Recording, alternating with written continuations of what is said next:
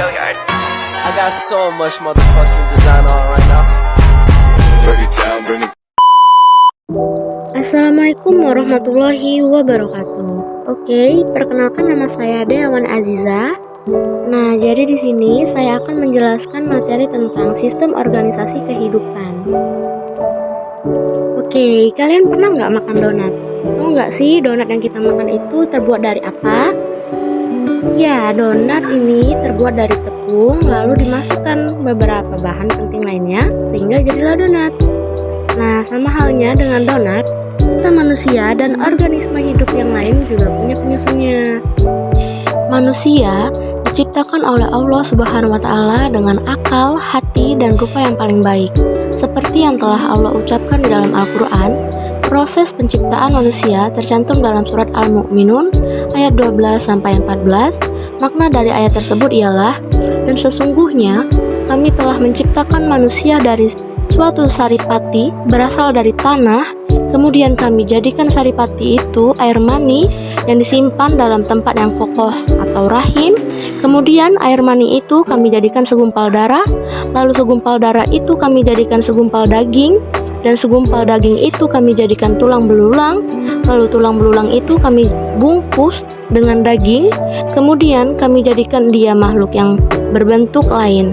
Maka Maha Suci Allah, pencipta yang paling baik, Masya Allah. Selain itu, manusia pun diciptakan lewat pencampuran sel sperma dan sel telur dari sepasang manusia. Hal ini berkaitan dengan penjabaran sains. Sistem organisasi kehidupan makhluk hidup tersusun dari bagian terkecil hingga membentuk organisme. Tubuh kita terdiri dari sebuah sistem terkecil sampai terbesar hingga bisa membentuk tubuh yang dapat berfungsi dengan baik ini. Jadi, dapat disimpulkan bahwa setiap makhluk hidup atau organisme itu pasti ada penyusunnya, dan semua isi dunia ini juga ada penciptanya. Lalu, seperti apa sebetulnya sistem organisasi kehidupan? Sistem organisasi kehidupan merupakan susunan kelompok makhluk hidup, dimulai dari yang sederhana hingga yang terkompleks.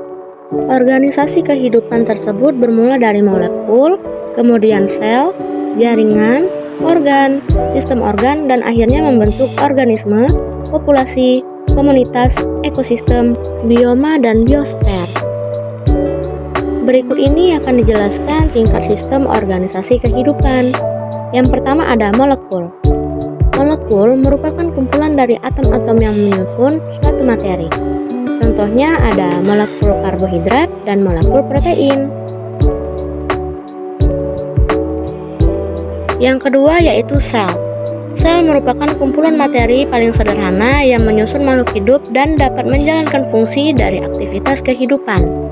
Sel merupakan pengatur kehidupan organisme. Setiap organisme tersusun atas salah satu dari dua jenis sel, yakni sel prokariotik dan sel eukariotik. Contohnya ada sel otot jantung, sel telur, sel otak, sel pankreas, dan sel otot rangka. Yang ketiga ada jaringan.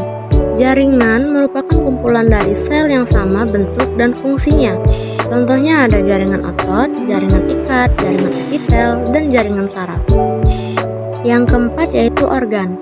Organ merupakan kumpulan jaringan. Organ memiliki satu fungsi atau lebih dari satu fungsi. Di dalam tubuh manusia, organ dibedakan atas organ dalam dan organ luar.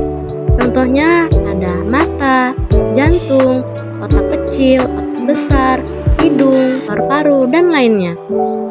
Yang kelima yaitu sistem organ.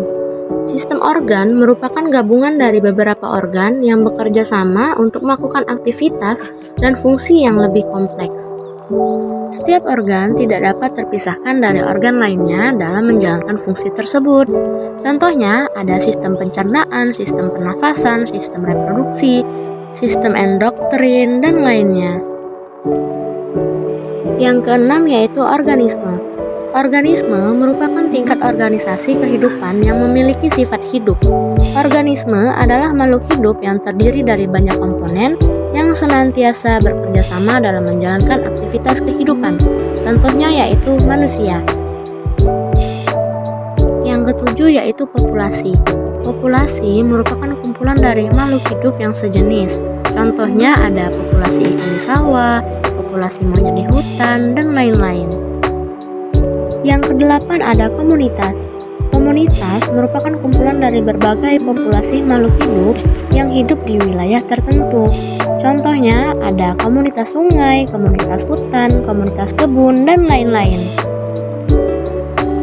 Yang kesembilan yaitu ekosistem. Ekosistem merupakan sebuah sistem ekologi yang terbentuk karena adanya hubungan timbal balik antara makhluk hidup dengan lingkungannya, baik lingkungan biotik maupun abiotik. Contohnya ada ekosistem air tawar, ekosistem danau. Yang ke-10 yaitu bioma. Bioma merupakan ekosistem besar dan luas yang memiliki berbagai macam flora dan fauna. Bioma mencirikan jenis vegetasi tertentu yang dominan akibat kondisi regional. Contohnya bioma sabana, bioma stepa, bioma tundra, dan bioma taiga. Nah, yang terakhir ada biosfer. Biosfer merupakan kesatuan planet yang mencakup daratan, udara, air, dan semua yang ada di bumi. Biosfer merupakan sistem kehidupan terbesar karena merupakan gabungan dari semua ekosistem yang ada di bumi. Contohnya, planet bumi. Oke, dari semua materi yang telah saya jabarkan, dapat ditarik kesimpulan yakni organisasi kehidupan merupakan susunan kelompok makhluk hidup dimulai dari yang sederhana hingga yang terkompleks. Organisasi kehidupan tersebut bermula dari molekul, kemudian sel, jaringan, organ, sistem organ, dan akhirnya membentuk organisme, populasi, komunitas, ekosistem, bioma, dan biosfer.